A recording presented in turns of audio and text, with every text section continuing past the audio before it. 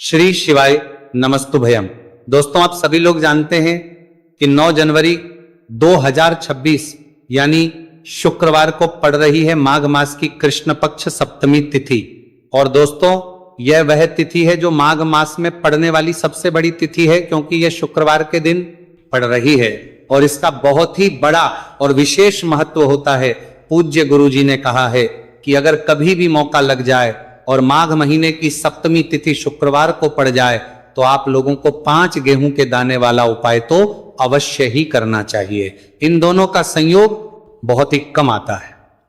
इसी के साथ में गुरुजी ने अपनी शिव पुराण कथा में बताया है कि इस दिन आपको 5 गेहूं के दाने वाला उपाय तो आपको अवश्य ही करना चाहिए, क्योंकि ऐसा दिन पूरे साल में सिर्फ एक ही बार आता है। और दोस्तों, आप सभी लोग जानते हो कि शुक्रवार सप्तमी तिथि का अगर सबसे बड़ा कोई उपाय है तो वह 5 गेहूं के दाने वाला उपाय है। तो दोस्तों, शुक्रवार सप्तमी तिथि के दिन आप लोगों को इस 5 गेहूं के दाने वाला उपाय को जरूर करना है। बहुत सारे लोग होंगे जिन लोगों ने इस उपाय को नाम किया, मतलब पूरा साल निकल गया, उन्होंने किसी भी दिन इस 5 गेहूं के दाने वाला उपाय को ना किया। पर दोस्तों, आपके पास एक आखिरी मौका बचा हुआ है, जो कि 9 जनवरी 2026 शुक्रवार सप्तमी तिथि के दिन है। इस दिन आप लोगों को इस वाले उपाय को कर लेना है। भले ही आपने पूरे महीने भर इस उपाय को ना किया हो, पर अगर आपने इस माघ महीने के शुक्रवार सप्तमी तिथि के दिन अगर इस वाले उपाय को कर लिया तो आपको इस उपाय को करने का वह फल मिलेगा जिसकी आपने कभी कल्पना भी नहीं करी होगी। इसीलिए आप लोग इस पूरे महीने के तिथि के दिन करने का वाले उपाय को एक बार जरूर कर लेना है, ताकि आप लोगों के हाथ से यह मौका ना जा सके और आपको इस उपाय को करने का फल मिल सके। दोस्तों, यह उपाय जी ने अपनी अभी की ही श्री शिव महापुराण की कथा में बताया है जी। इस उपाय को आज हम आपको बहुत अच्छे से समझाने वाले हैं। इस वीडियो को देखने के बाद इस उपाय को समझने के लिए आपको कोई और वीडियो को देखने की जरूरत नहीं पड़ेगी। तो चलिए दोस्तों, उपाय को शुरू करते हैं। देखिए, ये इस माघ महीने के शुक्रवार सप्तमी तिथि के दिन ये इतना खास होता है, इतना महत्वपूर्ण होता है। देखा गया है कभी कभी बड़े बड़े पाठ अनुष्ठान से जो मनोकामना पूर्ण नहीं होते, वह माघ महीने की शुक्रवार सप्तमी तिथि के दिन एक छोटे से उपाय करने से ही आपकी मनोकामना पूर्ण हो जाती है। और बहुत सारे लोगों ने इस उपाय को किया भी है और उनको इस उपाय को करने का फल भी जरूर मिला है। अगर आप लोग भी इस उपाय को करना चाहते हैं तो आप इस उपाय को पहले अच्छे से समझ लेना, सुन लेना, उसके बाद करना। आपको इस उपाय का फल जरूर मिलेगा और इस उपाय को कर लेने से आपके घर में चाहे किसी भी प्रकार की दुहक और समस्या क्यों ना चल रही हो, आपको उसका कारण भी नहीं पता है कि भाई ये समस्या किस कारण से चल रही है। उसका कुछ भी कारण हो सकता है, जैसे पितृदोष हो सकता है या किसी भी तरह का मंगल दोष भी हो सकता है। तो इस दिन आप लोगों को ये वाला उपाय कर लेना है। ये एक ऐसा उपाय है जिस उपाय को अगर किसी विशेष दिन पर किया जाए तो भाई उस विशेष दिन का जो है वह तो हमें मिलता ही मिलता है, पर हमने उस दिन पर इसको किया है तो हमें उससे भी बड़ा फल मिलता है और फल बहुत जल्दी मिलता है, क्योंकि आप इस उपाय को बहुत ही बड़े और विशेष दिन पर कर रहे हो। तो चलिए अब उपाय के बारे में बात करते हैं, लेकिन उससे पहले आप लोगों को यह जानना आवश्यक है कि आखिर ये उपाय किस समय करना है, किसको करना है और कैसे करना है। तो चलिए हम आगे आपको वीडियो में एक एक करके बता देते हैं। लेकिन उससे पहले अगर आप लोग हमारे चैनल पर पहली बार आए हैं या फिर मेरी आवाज पहली बार सुन रहे हैं तो हमारे चैनल को सब्सक्राइब जरूर कर लेना और इस वीडियो को लाइक करके कमेंट बॉक्स में श्री शिवाय नमस्तुभयम ओम नमः शिवाय जरूर टाइप कर देना। तो दोस्तों, इस 5 गेहूं के दाने वाला उपाय को हमें इस शुक्रवार सप्तमी तिथि के दिन कैसे करना है, किसको करना है, किस समय करना है और कहां पर करना है, ये सारे सवालों के जवाब आपको इस वीडियो में मिल जाएंगे। और जो ये वीडियो देखेगा भाई उसको 5 गेहूं के दाने वाला उपाय करना चाहिए, क्योंकि इस दिन एक गेहूं के दाने का भी बहुत ही बड़ा और विशेष महत्व होता है। और जब बात आ जाए 5 गेहूं के दाने वाला उपाय की तो ये सोने पे सुहागा वाली बात हो जाती है और ये एक बहुत ही बड़ा उपाय हो जाता है इस शुक्रवार सप्तमी तिथि का। तो अब दोस्तों, इस 5 गेहूं के दाने वाला उपाय को आखिर करना किसको है, सबसे पहले हम लोग वो बात जान लेते हैं। तो देखो, घर की जो बड़ी माताएं बहनें होती हैं, उन माताओं बहनों से कोई भी एक बड़ी माता बहन इस वाले उपाय को कर सकती है। और दोस्तों, अगर आप चाहें तो अपने घर में से सभी सदस्यों को भी इस उपाय को करवा सकते हैं। अगर किसी व्यक्ति की खुद की कोई मनोकामना है, खुद की कोई दुख और परेशानी है जो कि वो अपने लिए ही करना चाहता है इस वाले उपाय को, तो वह खुद अपने लिए भी कर सकता है। बाकी अगर कोई घर में से ऐसा है जो कि अपने पूरे घर परिवार की सुख और शांति के लिए यह वाला उपाय करना चाहता है, तो वो भी कर सकता है, उसमें भी कोई दिक्कत वाली बात नहीं है। कहने का मतलब यह है कि इस उपाय को हर एक सदस्य भी कर सकता है और पूरे घर परिवार के सदस्य के लिए घर की बड़ी माताओं बहनों में से कोई एक माता बहन भी कर सकती है। माताएं बहनें अगर घर में उपस्थित ना हो या वह ये वाला उपाय ना कर पा रही हो, तो फिर घर का कोई सदस्य भी इस 5 गेहूं के दाने वाला उपाय को कर सकता है, चाहे फिर वह पुरुष ही क्यों ना, उसमें कोई भी दिक्कत वाली बात नहीं है। उसके बाद में दोस्तों जो अगला प्रश्न निकल कर आता है वो ये आता है इस उपाय को लेकर कि आखिर इस उपाय को हमें किस समय करना है, सुबह के समय करना है कि शाम के समय करना है। तो देखो इस वाले उपाय को आप लोग सुबह के समय भी कर सकते हो और शाम के समय प्रदोष काल में भी कर सकते हो।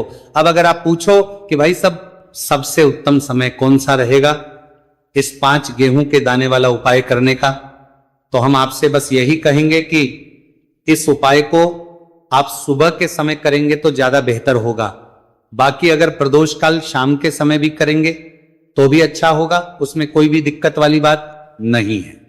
तो आप दोस्तों जो अगली सबसे बड़ी और महत्वपूर्ण बात आती है वह यह आती है कि सुबह अगर हम उपाय को करेंगे तो हमें कितने बजे से लेकर कितने बजे तक के बीच में करना है, और शाम के समय प्रदोष काल में करेंगे तो हमें कितने बजे से लेकर कितने के बीच में करना है। तो देखो सुबह जितनी जल्दी हो सके आप उपाय को करने की कोशिश करना।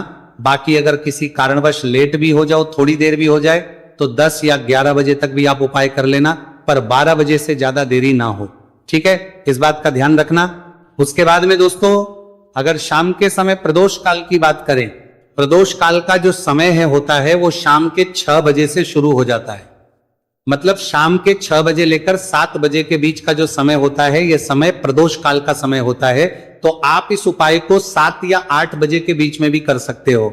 मतलब शाम के 6 बजे से रात 8 बजे के बीच में आप कभी भी इस वाले उपाय को कर सकते हो, उसमें कोई भी दिक्कत वाली बात नहीं है।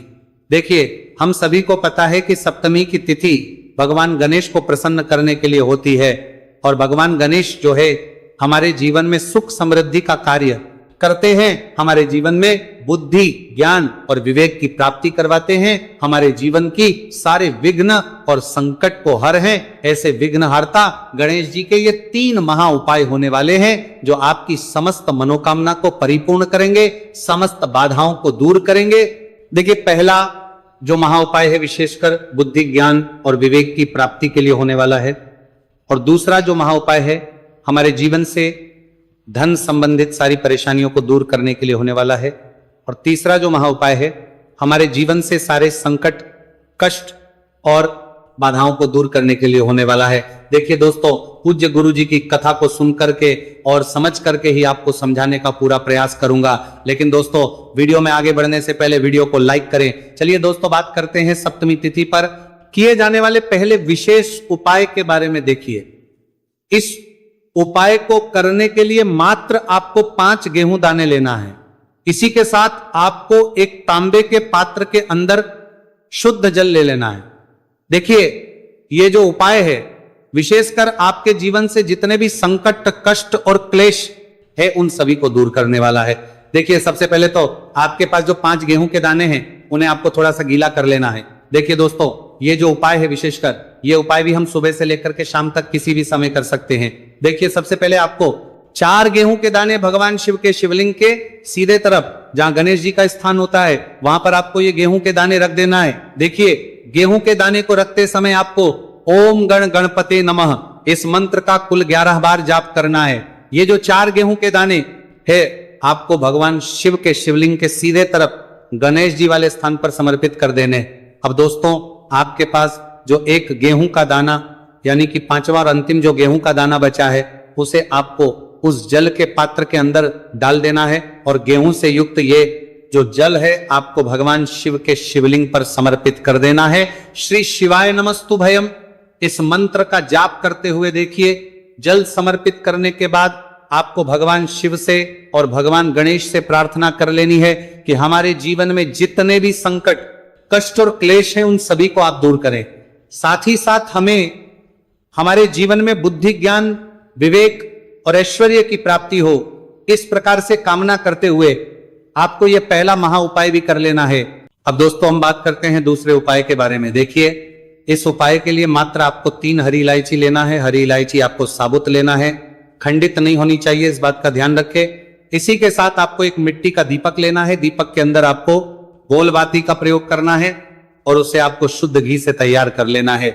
इसी के साथ आपको एक तांबे के पात्र के अंदर शुद्ध जल ले लेना है और ये तीनों सामग्री लेकर के आपको पहुंच जाना है भगवान शिव के मंदिर में। देखिए, हरी इलायची जो होती है हमारे जीवन में धन पदा को बढ़ाने का कार्य करती है और हरी इलायची महालक्ष्मी को भी बहुत प्रिय होती है। साथ ही साथ हरी इलायची भगवान गणेश को भी प्रिय होती है, जो आपके जीवन से सारे संकटों को दूर कर देती है। हरी इलायची भगवान शिव को भी बहुत प्रिय होती है, जो हमारे जीवन में धन संबंधित सारी समस्याओं का अंत कर देती है। देखिए, आपके पास जो 3 हरी इलायची है उनमें से आपको सबसे पहली जो हरी इलायची है भगवान गणेश जी वाले स्थान पर समर्पित कर देनी है। ओम गण गणपते नमः इस मंत्र का कुल